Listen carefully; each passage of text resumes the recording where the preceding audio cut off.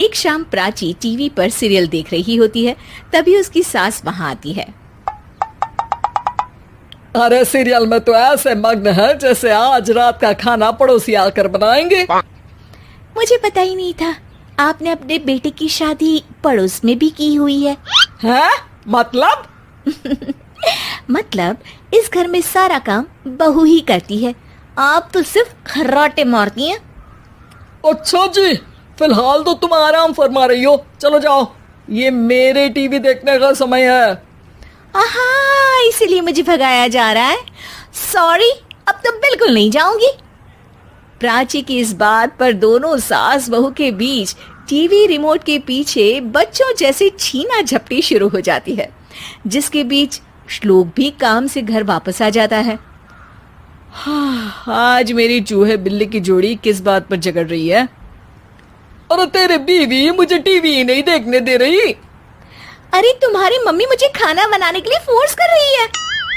अरे वाह, ऐसे बेतुके रीजन पर तो बच्चे भी झगड़ा नहीं करते। अरे मुझे कुछ मत बोल, सब इसने ही शुरू किया है। हाँ हाँ, जैसे आप तो बहुत दूध की धूली है ना। अरे बस, दोनों चुप।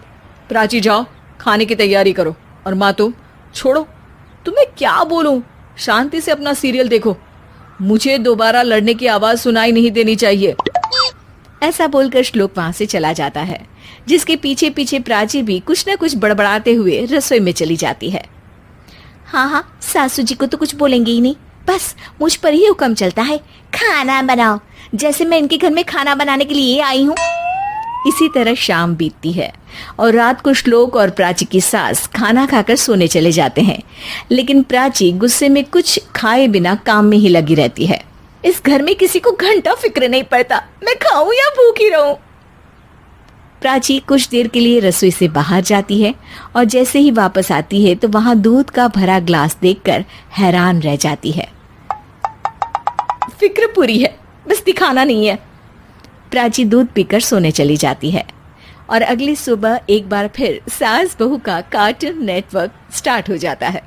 ये तुमने ही किया है। अरे अजीब जबरदस्ती है, मैं बोल रही हूँ मैंने कुछ नहीं किया। दोनों ने मिलकर पूरे घर को पागल खाना बनाया हुआ है। यहाँ कोई नॉर्मल इंसान तो रह ही नहीं सकता, इसीलिए अब पड़ोसी क्या रिश्तेदार भी घर आने से कतराते हैं। और सुन बेटे, तू भी चंगा, तेरी माँ भी चंगी, तेरी बीवी भी चंगी, रिश्तेदार।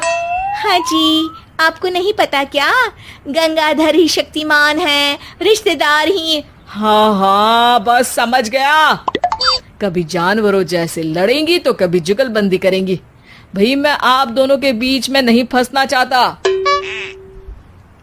सास बहू की इस मनमौजी जोड़ी से परेशान होकर श्लोक अपना सिर खुजलाता वहां से चला जाता है। चलो अब मैं भी कीर्तन में जा रही हूँ।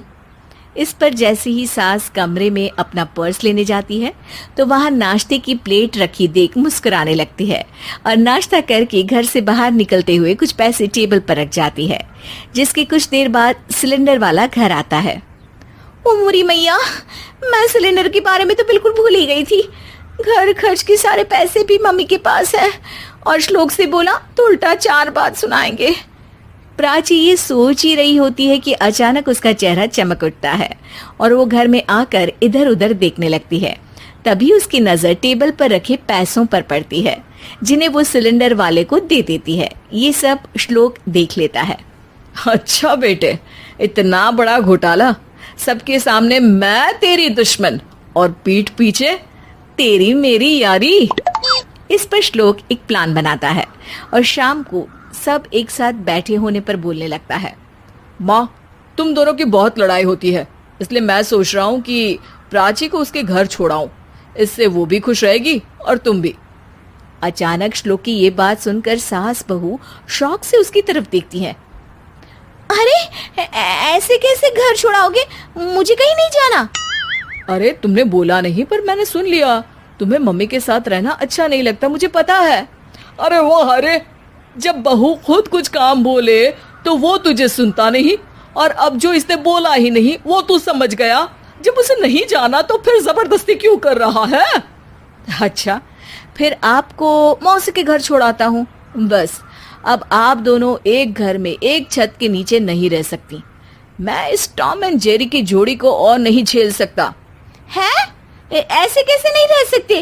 तुम्हें इतनी दिक्कत है तो तुम्हारा बोरिया बिस्तर पैक कर देती हूँ, लेकिन मम्मी जी कहीं नहीं जाएंगी। बिल्कुल यही सुनना था मुझे। अगर दोनों में इतना ही प्यार है फिर हर वक्त ये लड़ाई का नाटक क्यों करती हो?